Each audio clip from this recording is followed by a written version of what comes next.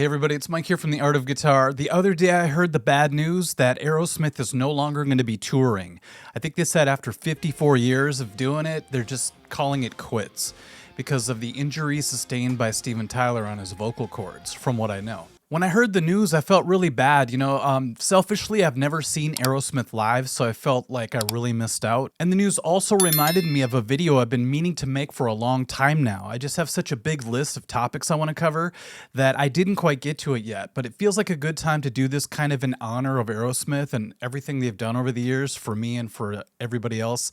And it's the Making of Pump video that I saw way back when I was first starting guitar. I grew up hearing AEROSMITH all the time. We have a local rock station called KQRS here in Minnesota, and they would play, the same 10 bands all the time, like Skynyrd, ZZ Top, the Beatles, the Stones, and of course AEROSMITH. I'd never really got huge into the band until I started to play guitar.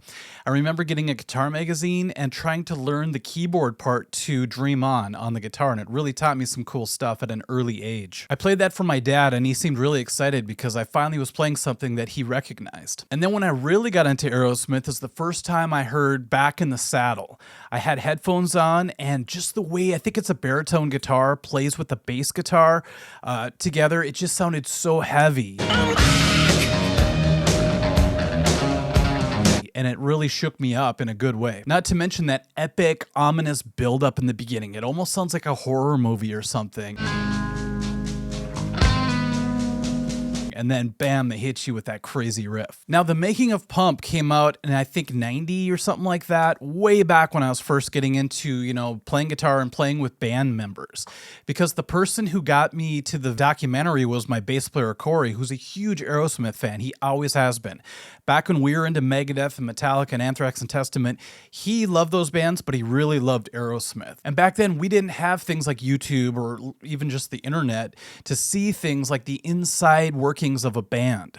So this, along with some Metallica VHS tapes, we had a Pantera one eventually, and this one, The Making of Pump, were our only insights to see how bands work. In this case, it was in the studio, and we learned a whole bunch. It was like this awesome education for us to sit around and watch this band of professionals get together and create an album, a hit album. It's kind of funny how the drummer in my band, Christopher, became this studio guy. He's an engineer. He taught college. He taught other people how to be studio engineers, and I really got into studio stuff too. So now when I go back and watch this, it's so interesting because it's like a time capsule of what the studio was like back in 1989. It's so different than today. And even though The Making of Pump is pretty old now, I really think any band that's starting up right now should watch it. It should almost be like required viewing, just because you learn so much about what to expect. Even though the technology is way different, the human aspect of creating together and making an album is still very much relevant. So in this video, I'm just going to highlight all my favorite parts of the video.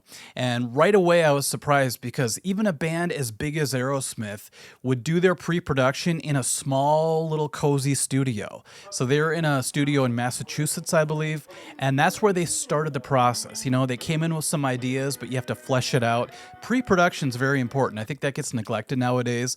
Before they moved to the big expensive studio, they started in this humble little studio and got the ball rolling. In the little studio, it was really great to watch the band put together these songs that you already know. At least I knew, the hit songs, and you could see them coming to life.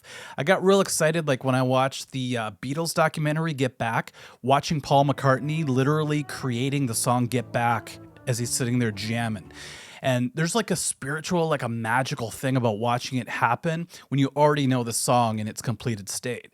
So just to see them doing Love in an Elevator and What It Takes and, the beginning skeletons of it, and then to know where it eventually gets to. There's probably 100 quotable quotes from Steven Tyler. He's just one of those guys. He's always creating, and even when he's talking, he says the funniest stuff. And there's one in particular that stood out to me back when I first watched it. It's when he said, the younger bands are into jerking off and we're into fucking. And I was like, whoa, that's intense. Now think about this. They were calling themselves old guys in 1989, and that was 35 years ago now.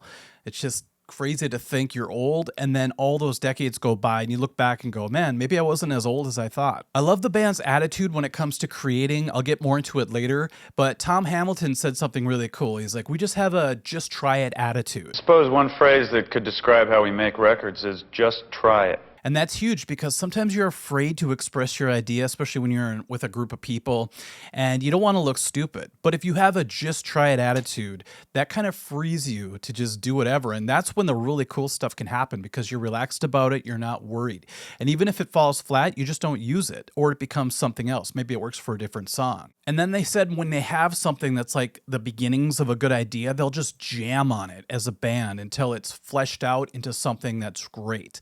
And that's always cool. And that's why Aerosmith always sounds like they're jamming. Even in their most polished recordings, it sounds like they're just rocking out together because that's how they write. Right off the bat, you know who the leader is. You know, even though Steven Tyler will say him and Joe are the leaders because they are, you know, it's kind of like, I don't know, if you look at any successful band, there's either one leader or a pair of people, like Axl and Slash, Paul Stanley and Gene Simmons, in this case, Steven Tyler and Joe Perry. But the whole band would consider Steven Tyler the master of ceremonies, and you could tell he's just running around and he knows how to play every instrument. You know, it's pretty cool. He's like Prince in there.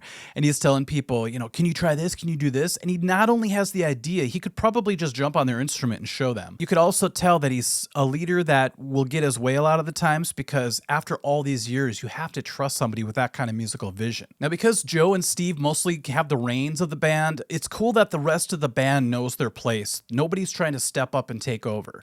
You know, Tom Hamilton isn't like, okay, we got to do all my songs or anything like that. So it's like they know their role, and that's why this band works. And even amongst the leaders, Steven Tyler has respect for Joe and vice versa. Steven Tyler says, you know what? I just don't think like Joe. So I have to bounce things off of him and ask him if something's cool because he just has, you know, a different brain. And that collaboration has proven to work, you know, so they work with each other in a really great way that individually it most likely wouldn't be nearly as cool. I talked about the studio technology being like a time capsule, and you can really see what was going on in the biggest studios in 1989. And that being said, they still had a computer in the studio. You know, they had digital recording at the time, but it just wasn't used for full tracking like it is nowadays in big studios. So they had a small computer there utilizing MIDI, so he was able to, you know, capture some really cool keyboard ideas into that computer and play it back. And Steven said that they were using cassette tapes to really document all their ideas, and you had to keep them running constantly because they'd be jamming. This happens a lot when you're jamming. And Steven would point at somebody like Brad and go, "What did you just play?" And Brad's like, "I don't know. I just kind of do what I do, you know?" And so they'd have to go back and listen to the tape. But eventually, I guess they labeled them like jam 1/1, 1-2, and so on. So it wasn't just like a free-for-all. They kept good documentation of their ideas, and that's really important. Not only was the studio technology in a time capsule, but also other technologies such as Steven Tyler on a corded telephone. So he's talking on an old school phone, and you can see the cord going all the way to the wall or whatever. And he's talking to somebody, you know, maybe a radio station about what's going to happen with the album. And I thought it'd be funny if a kid today watched this documentary and they'd be like, what is he talking into? An aspect of that that's really cool is that this is before we had cell phones. So you see them all in the, you know, recording studio, and nobody's just turned around looking at their phone. Nobody's looking down at anything. If they're in the studio, they're either talking to each other, they're working something out on their instrument. It's really a human vibe. And that's something that this documentary, if you want to call it that, captures. And of course, you lose that when everybody's looking at their social media. Addiction played a huge role in Aerosmith. I won't get into all that, but after they were all recovered, they had some really good quotes about it, and some of them hit home. You know, we all have our vices, and when they talk about, like Steven Tyler talks about getting off drugs is like living in like water most of your life and then crawling out onto the dry land, you know, when you get sober. And even though you're on the dry land now, you always are tempted to get back into the water. And I thought that's a really cool way to describe that feeling. And then Joe Perry said something really poignant. He said that, you know, when he first got into music, he felt that excitement when he first heard, you know, a song on the radio, let's say.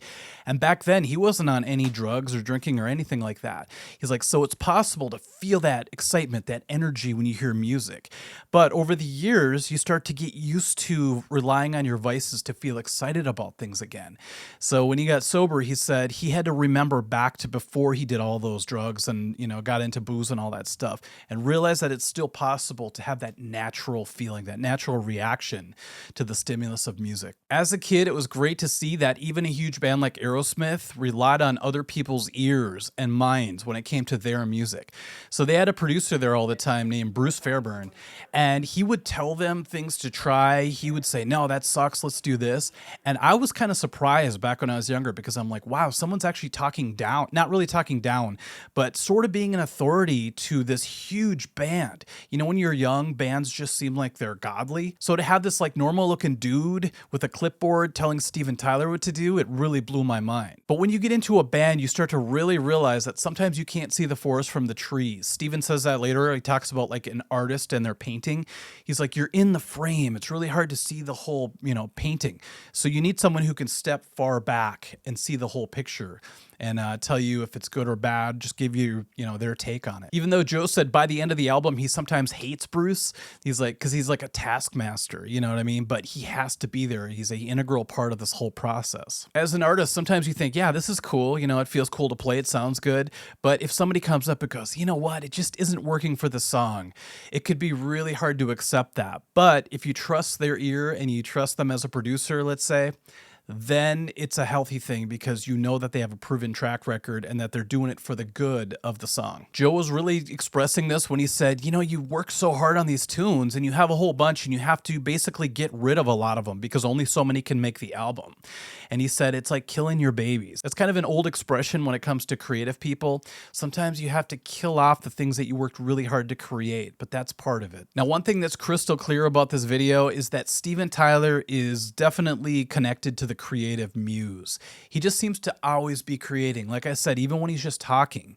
But when he's in the studio, you could tell things are just coming to him and he expresses them, and sometimes they get used, sometimes they don't. But he's just like this lightning rod for ideas, and every band needs that, of course. And when you're creative, sometimes you know that you have a gem right off the bat. For example, everybody knew that Janie's Got a Gun was going to be a huge hit. The second he played even just the intro part, just people's ears just perked up.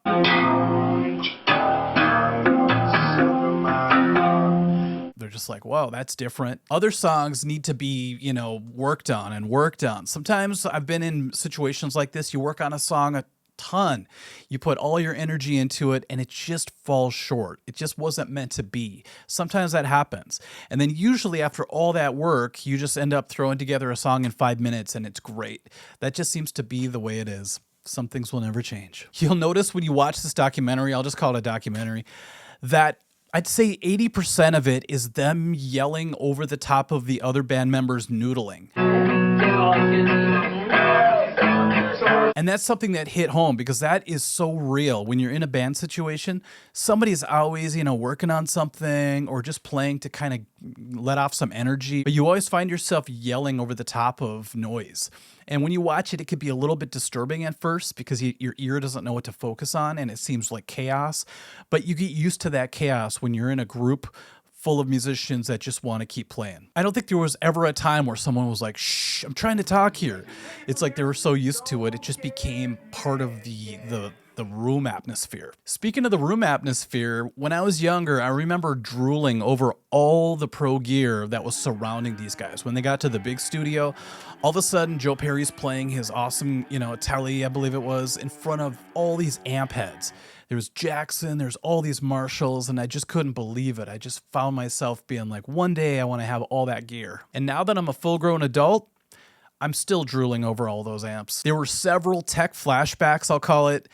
First of all, that little MIDI computer, that was one thing that really brought me back to the early days of recording. And then the part where they showed multiple people at the soundboard holding down the mute buttons and then letting them go at the same time. So this is before they implemented the automation in this board, way before Pro Tools, of course. So you had to do things actually by hand. So if you needed to mute a track, you had to push the button and then click it again and then let go at the right spot. So it was a very visceral process, sometimes mixing. You'd have multiple people pushing up faders, bringing them down. And if somebody messed up, you had to start all over. It's so different these days. You just program everything to do it automatically and you sit back. And if you don't like something, you tweak it and it plays back for you. It seems easy, a little too easy these days. You can also just recall your entire session nowadays and everything's exactly the way you set it. But back then you had to change the board settings. So, they would have these blank sheets of paper with a picture of the board and you'd have to draw in the settings. That was one way to do it.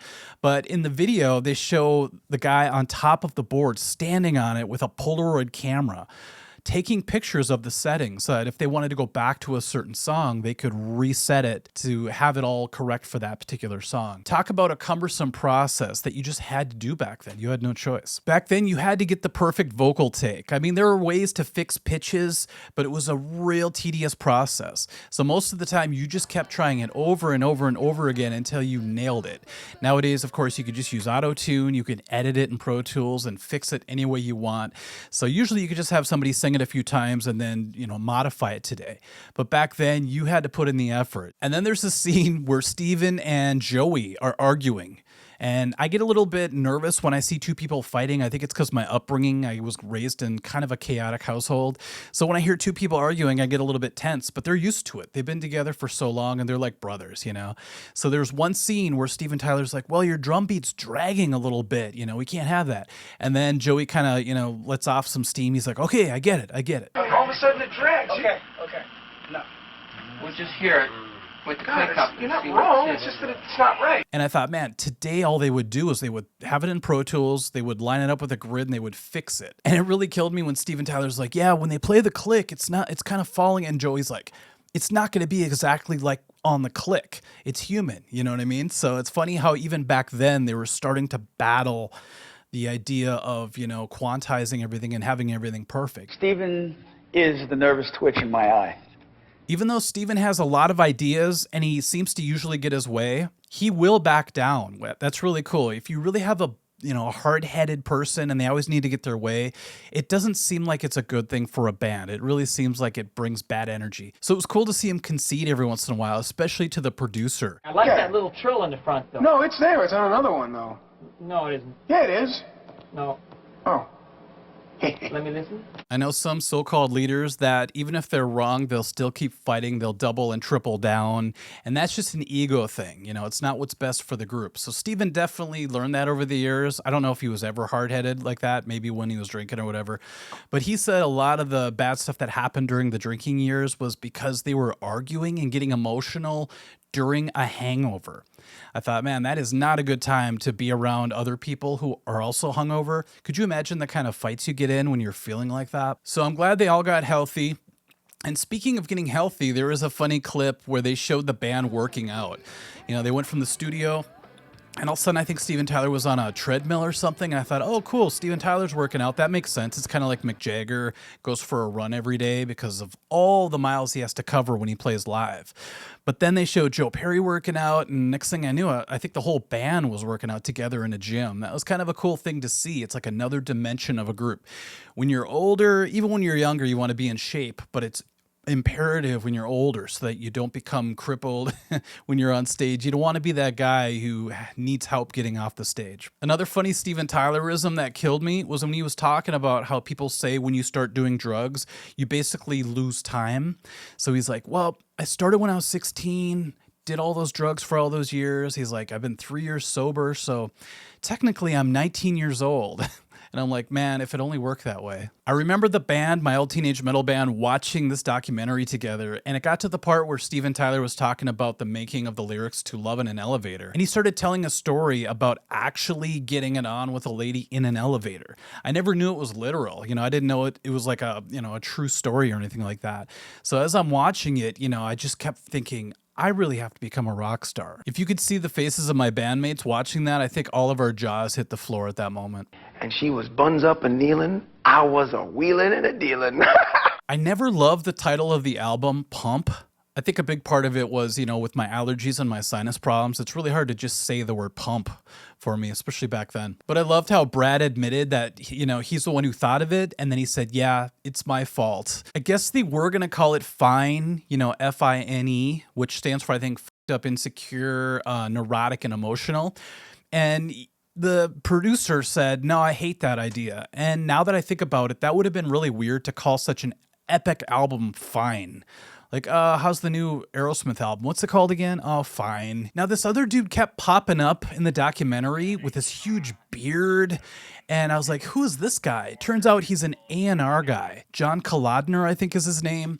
And I should know about him because I think he worked with a lot of huge bands, but I'm really bad at knowing the behind the scenes people sometimes. But he would show up once in a while and the band would play him, you know, tracks that they were working on. And it was interesting because he would sit there and listen. And it was a real interesting thing, once again, to see a huge epic band like AEROSMITH kind of having to bow down to the suits, basically. Not that John was a suit, but he worked for the suits, you know, A&R for Geffen. And that was a great lesson for our young minds to witness, that no matter how big you get, you know, there's always going to be a bigger fish. So, you know, you have to know what you're in for.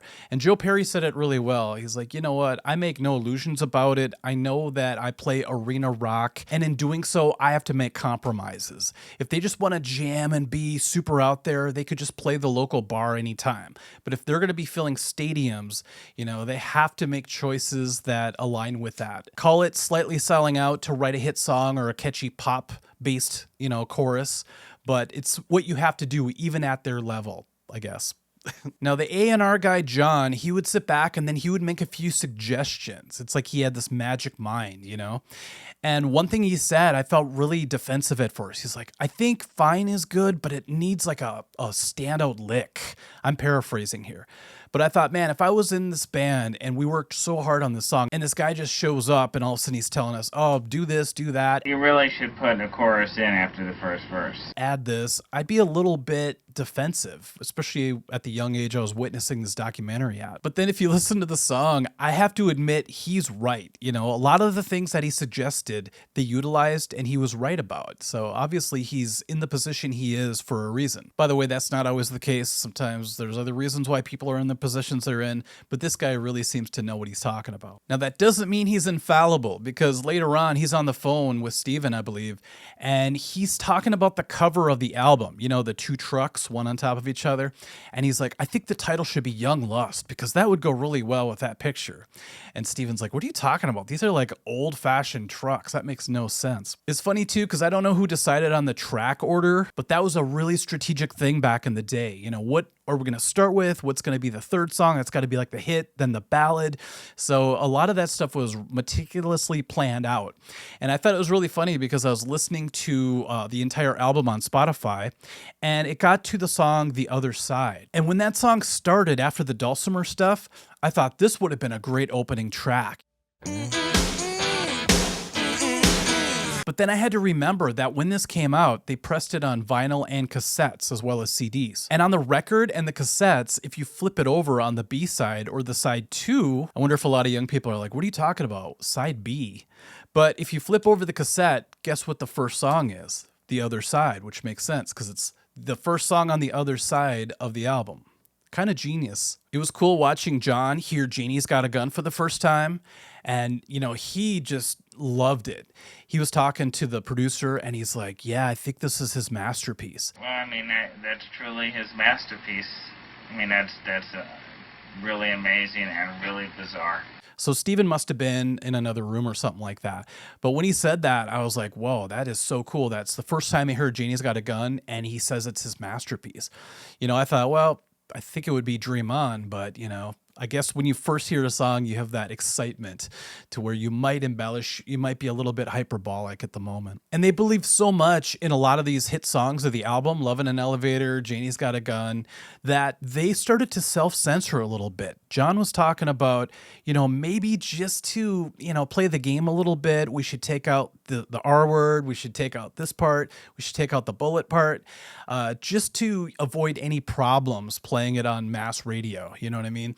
And it's kind of cool because if you listen to the album, they did self-censor a little bit, but they also left a lot of things in that I thought they would take out. So, you know, that's very rebellious rock and roll for you. So you got to love that for a band that's so commercially huge that they still get in their jabs every once in a while. Speaking of the producers not being infallible, I started to notice a few things in the recording because back then they were using tape. So in order to splice things together, they literally had to splice things. You couldn't just click on a screen and drag. Back then you had to take a razor blade, cut tape, put it together. If you ever watch Metallica's documentary, you see Lars Ulrich doing that all the time, or at least Randy Razorblade, their engineer, doing that for them. Well, somebody brought up something that I never noticed before, and now that I hear it, now that I know about it, I can't get it out of my head. So if you don't want that to happen to you, fast forward about 30 seconds. So if you listen to the guitar solo in Other Side, towards the end of it, you could hear a cymbal crash completely just cut off. And that's an indication that they made like a bad cut and they didn't take into consideration that the cymbal has to die out slowly. So it's a crazy thing if you listen to it because you can hear it crashing through the whole solo and all of a sudden towards the end it just goes ksh. Kind of a nerdy side note, but I thought some people would find that interesting. I know I did. Now, watching this scene with Steven at the board, kind of losing his mind a little bit, you know, being himself, but a little more extra in this scene, kind of told me that if you're in the studio for too long, you start to go a little bit nutty. And over the years, I've learned that that's absolutely true. You know, sometimes you need to get away a little bit. Speaking of that, there was a time when a lot of the songs were finished except the lyrics.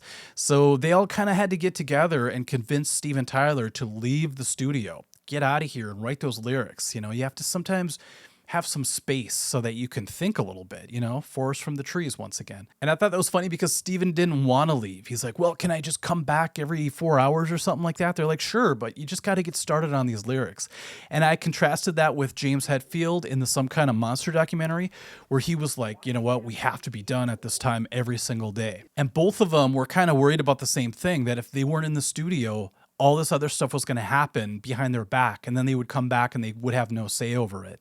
So that was kind of interesting to see that that happened to both bands, just with different circumstances, of course. One of my favorite things to do is to listen to the final product and know, you know, what they did to get it there.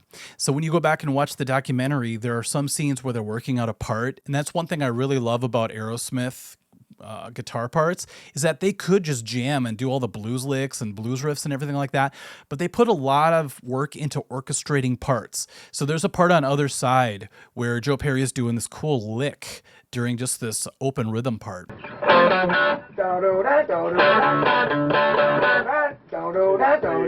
And now that I saw him and Steven kind of working it out, when I hear it on the actual album, I have a much deeper appreciation for it. Towards the end of the documentary, it was kind of a touching moment, but it was real insightful for us to see how insecure huge rock stars can be. So they're all done, and John, the A&R guy, is talking about how much he loves the album. And Steven is acting very insecure. He's just like, keep telling me how much you love it. Tell me more about how great the record is. It's great. Maybe It sounds you're- like Is there a hit anywhere? Tell me it's a masterpiece. And I thought, man, this is Steven Tyler, you know, and he's kind of not begging, but he's joking a little bit, but you can tell there's honesty in that. He's like, just keep telling me how much you love it, like reassuring him that they did a good job. It's amazing. I doubt he does that in bed, by the way, you know, knowing his track record, I can't imagine him going, tell me how good I was. And at the end of the documentary, they put up some, you know, notable facts. And one of them was really interesting. It said that somebody tried to sue the band later on for using the name Pump. I thought that's really weird because if you think about it, there's a song on the album called Young Lust. You'd think, you know, Pink Floyd. And My Girl. They have a song called My Girl on this album.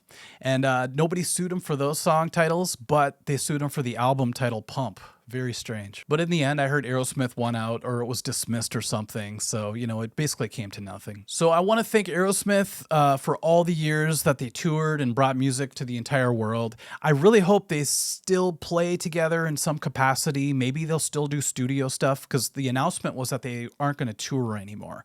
But it'd be really cool to keep hearing music from them, even into their 80s and 90s. You know what I mean? Just pull a Rolling Stones and just keep going. But if you saw the documentary, let me know what you thought of it in the comments section. And if you haven't seen it, check it out. It's definitely worth it. And like I said earlier, there's still tons of value to be gleaned off of this documentary. Even though the times have changed and, you know, the technology has changed, there's still so much people can get from this documentary. All right, everyone, thank you so much for watching, and we'll catch you at the next video. I don't know why I just did the Fonzie thumbs up, but catch you later. Bye-bye.